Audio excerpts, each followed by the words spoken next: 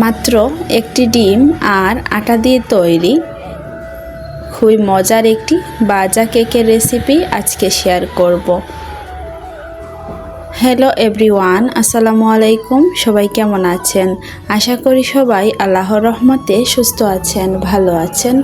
আলহামদুলিল্লাহ, আমরাও আল্লাহর অশেষ রহমতে ভালো আছি। এই ভাজা কেকগুলো আপনারা চাইলে বাচ্চাদের টিফিনে দিতে পারবেন, অথবা সকাল বিকেলে চায়ের সাথেও কিন্তু অনায়াসে এই ভাজা কেকগুলো খেতে পারবেন। খেতে কিন্তু খুবই মজার হয়ে থাকে, একটা খেলে আরেকটা চেয়ে খাবেন, এতটাই মজার এই ভাজা কেকগুলো। আর এই কেকগুলো তৈরি করব আমি মাত্র একটি ডিম দিয়ে। তাহলে চলুন কথা না বাড়িয়ে মূল রেসিপিতে চলে যাই। বিসমিল্লাহির রহমানির রহিম। ভাজা কেক তৈরি করার জন্য একটি মিক্সিং বোলে ফার্স্টেই আমি দিয়ে দিয়েছি রুম টেম্পারেচারে থাকা একটি ডিম। অবশ্যই ডিমটা ফ্রিজে থাকলে 30 মিনিট আগে বের করে নেবেন। এখানে আমি দিয়ে দিয়েছি 3 টেবিল চা চামচ পরিমাণ চিনি। যেহেতু আমি একটি ডিম দিয়ে এই কেকগুলো তৈরি করব, এর জন্য এখানে আমি চিনি ব্যবহার করেছি পরিমাণ মতো। আপনারা ডিমের পরিমাণ বুঝে এখানে চিনি ব্যবহার করবেন। চাইলে এখানে 2-3টে ডিম দিয়েও আপনারা এই নাস্তাটা তৈরি করে নিতে পারবেন, এতে করে নাস্তার পরিমাণটা বেশি হবে।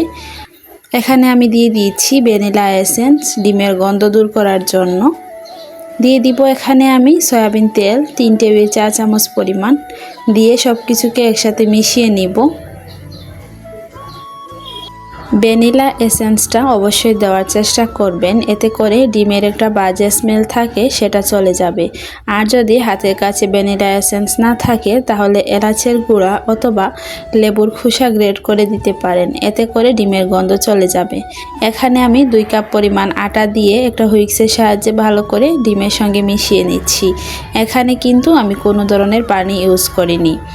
আর এই কেক তৈরি করতে কোনো রকম পানি ইউজ করা যাবে না। চাইলে এই অবস্থায় যদি দেখেন ডোটা বেশি শক্ত হয়ে আছে, তখন এখানে কিছুটা দুধ দিয়ে আবার একটু নরম করে নিতে পারবেন। আর আটাটাকে অল্প অল্প করে দিয়ে ডিমের সঙ্গে মিশিয়ে নেবেন, তাহলে দেখবেন ব্যাটারটা পারফেক্ট হবে। সবশেষে আমি এখানে দিয়ে দিয়েছি বেকিং পাউডার। এখানে আমি 1 চিমটি পরিমাণ বেকিং পাউডার ব্যবহার করেছি। এখন ভালো করে হাত দিয়ে মথে একটা সফট ডো তৈরি করে নিব। ভিডিওর এই পর্যন্ত এসে যারা একটি লাইক দিতে ভুলে গিয়েছেন, অনুরোধ করব একটি লাইক দিয়ে সম্পূর্ণ ভিডিওটি কন্টিনিউ করবেন। আর আমার চ্যানেলে যদি নতুন হয়ে থাকেন, আমার ভিডিওর কোনো অংশ আপনাদের কাছে ভালো লাগে, তাহলে প্লিজ আমার চ্যানেলটিকে সাবস্ক্রাইব করে পাশে থাকা বেল আইকনটি অলে প্রেস করে রাখবেন। এতে করে আমি নতুন কোনো ভিডিও আপলোড করার সাথে সাথে নোটিফিকেশন আপনাদের কাছে পৌঁছে যাবে। দেখতেই পাচ্ছেন কথা বলতে বলতে এদিকে আমি নাস্তাগুলো তৈরি করে নিব।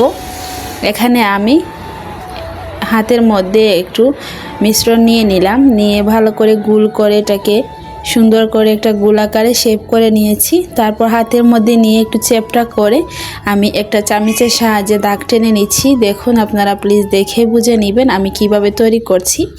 এখানে আপনারা আপনাদের পছন্দ অনুযায়ী এই কেকগুলো তৈরি করে নিতে পারবেন। আমি এখানে একটু বিস্কিটের ডিজাইনে এই কেকগুলো তৈরি করে নিলাম।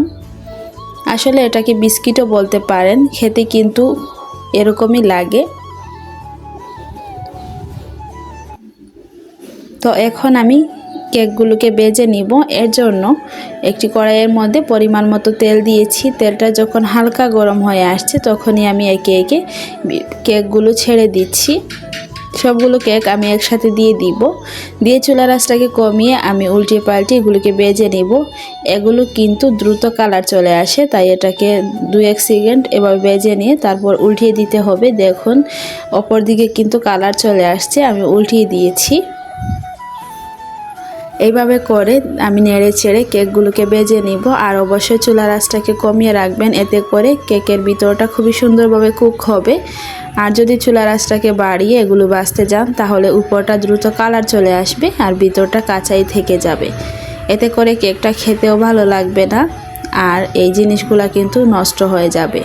তো এর জন্য চুলার আঁচটাকে কমিয়ে একটু সময় নিয়ে কেকগুলোকে ভেজে নেবেন, এতে করে কেকের উপরটা ক্রিস্পি এবং ভিতরটা খুবই সফট মোলায়েম থাকবে।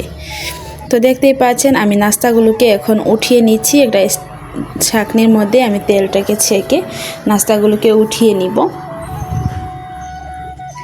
অবশ্যই এই পর্যায়ে তেলগুলো ছেঁকে তারপর উঠিয়ে নেবেন। আর এই নাস্তাগুলো কিন্তু একদমই তেল শুষে নেয় না। এগুলো দেখবেন ভাজার সময় একটু ফুলকো দেখা যাবে, কিন্তু এটার গায়ে কিন্তু একটু তেল লেগে নেই। এতটাই মজার এই নাস্তাগুলো। চাইলে এটা আপনারা চায়ের সাথে অথবা বাচ্চাদের টিফিনে পরিবেশন করতে পারেন। এইভাবে যদি এই কেকগুলো বাচ্চাদেরকে বানিয়ে দেন তারা কিন্তু খুবই খুশি হয়ে যাবে। আর দোকান থেকে এই আজে বাজে জিনিসগুলো কিনে না খেয়ে আপনারা যদি বাসায় এভাবে তৈরি করে দিতে পারেন, এতে করে বাচ্চাদের শরীরের জন্য খুবই উপকারী হবে এই নাস্তাগুলো। তো এখন আমি একটি নাস্তা আপনাদেরকে ভেঙে শেয়ার করব। দেখবেন আপনারা নাস্তাগুলোর উপরটা কতটা ক্রিস্পি এবং ভিতরটা কতটা সফট হয়েছে, আর ভিতরে দেখবেন কতটা জালিদার হয়েছে এই কেকগুলো। আমি কাছ থেকে একটু দেখিয়ে দিচ্ছি, দেখুন মাশাআল্লাহ খুবই সুন্দর হয়েছে কেকগুলো।